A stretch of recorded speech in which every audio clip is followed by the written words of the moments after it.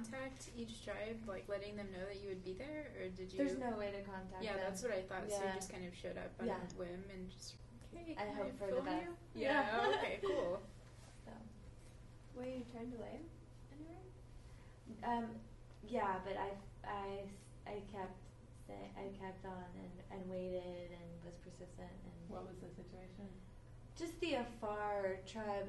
I don't know if you guys remember. It was a black and white. There was a fire, and they were kind of dancing around. They just. It was hard to get access to them.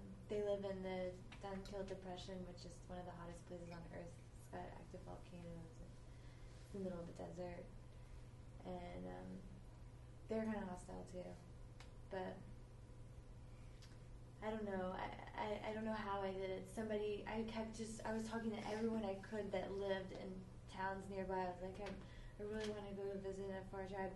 And then this man overheard me and he was like, my brother lives in this village. Go talk to him now. And I took like another 8-hour bus ride to that village.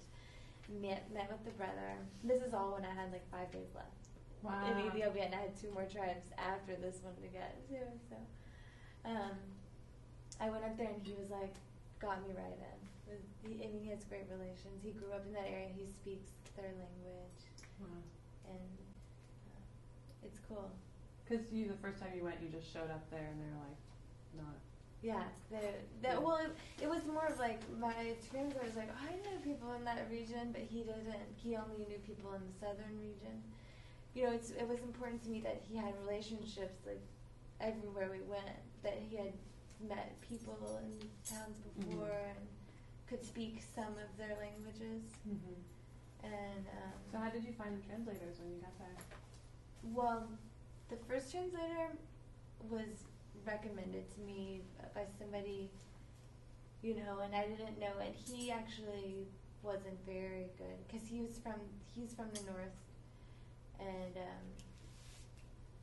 he initially, when we met, had lied to me about he had never been to the south, and he'd said that he had. So I'm getting out the book and I'm like trying to plan. I'm like, okay, so first we're gonna go here and here and here, and he was like, oh, why don't we go there first? And I'm like, but that's nowhere near where I was like, what are you talking about? And then I started to realize he had no idea, like any of the towns in the south even.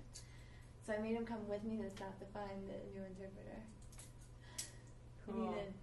So before you left, like initial planning for your trip, you're just like bought your plane ticket and kind of like researched interpretive like companies or something, or what did you do? Like no, because I had that contact that someone gave, like a friend of a friend of a friend. Yeah.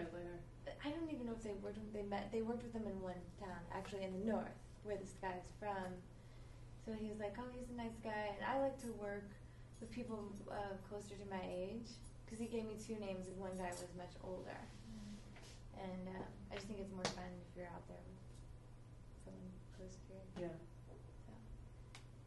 So, but then it didn't work out. And then I found the young guy. I was telling you guys how he was lying all the time. He was living out his fantasy. He's like, this is my wife.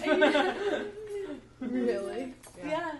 He was saying, no, Abisha, and I was like, I started to understand that I knew I was not an Abisha, because that's what everyone from Ethiopia calls themselves. And then I figured, I was like, what is he saying to you? And somebody could speak English, and they're like, he's saying you guys are married. And somebody was like, congratulations. And all of a sudden I was like, why is this lie continuing to like his family friends? Like we would meet someone along the way, someone that he hadn't seen in a long time, and he's like, this is my wife. And she's like, I'm so happy for you. Nice to meet you. It was bad. I'm like, wow, he's got a lot of explaining to do when I don't exist anymore. She died. She left me for another. So what were some of the issues that came up for you as a single white lady traveling? Or were there any? Yeah. There was one time that I was really frightened. The trucks can't travel on certain roads during the day because it's so hot and it'll melt the tires. So the Zuzus will travel